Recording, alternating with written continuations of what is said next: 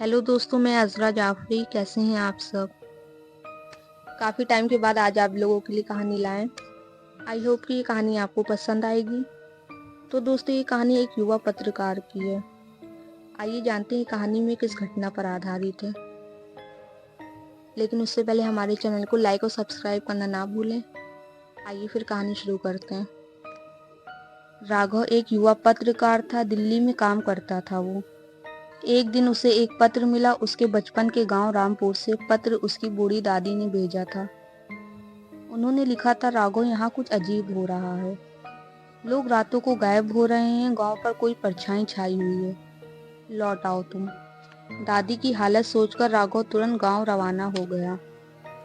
जब वो पहुंचा तो गांव में अजीब सन्नाटा था। शाम के समय लोग घरों में बंद हो जाते थे।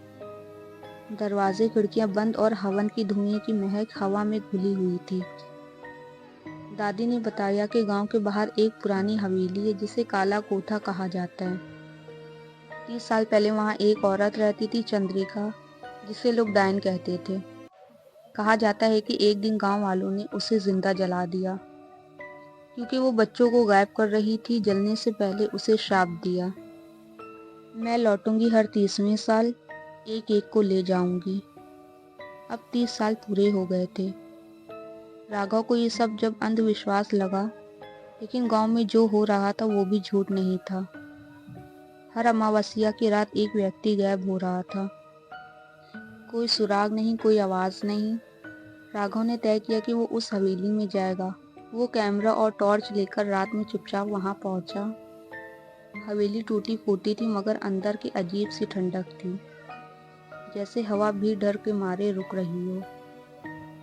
जैसे ही वो अंदर गया, दीवारों पर खून से बनी परछाई दिखी, बच्चों के हाथों के निशान, और एक शब्द बार बार लिखा हुआ था, वापसी। टॉर्च की रोशनी में उसे कुछ हिलता हुआ नजर आया। एक औरत बिना चेहरे की, बाल जमीन तक लटकते हुए। उसकी हंसी जैसे कोई जलती हुई चटखटाहट थी। अगली बार सुबह गांव का एक और लड़का गायब हुआ था। राघव ने तय किया कि अब वो खुद चंद्रिका की सच्चाई पता लगाएगा। उसने पुराने रिकॉर्ड खंगाले और तब चौंकाने वाली बात पता चली। वो गांव की वैद्य थी, बच्चों का इलाज करती थी। लेकिन एक साल गांव में महामारी फैली हुई थी और लोग उसे दोषी मान बैठे। जब उसका अपना बेटा मरा, वो पागल हो गई थी और खुद को हवेली में बंद कर लिया। बाद में गांव वालों ने उसे जिंदा जला दिया। उसकी आत्महत्या अब न्याय चाहती है, बदला नहीं। राघव ने गांव वालों को सच्चाई बताई, मगर किसी ने नहीं सुनी। अमावस्या की रात वो फिर हवेली गया और वहां हवन किया। चंद्रिका की आत्मा के लिए प्रार्थना की। तभी एक आंधी चली, हवेली की दीवारें कांपने लगी और फिर वो परछाई सामने आई। मगर इस बार उसकी आंखों में गुस्सा नहीं था, आंसू थे। ये कहकर वो एक रोशनी में विलीन हो गई। जब राघव गांव लौटा तो सब सामान्य हो चुका था, कोई गायब नहीं हुआ था।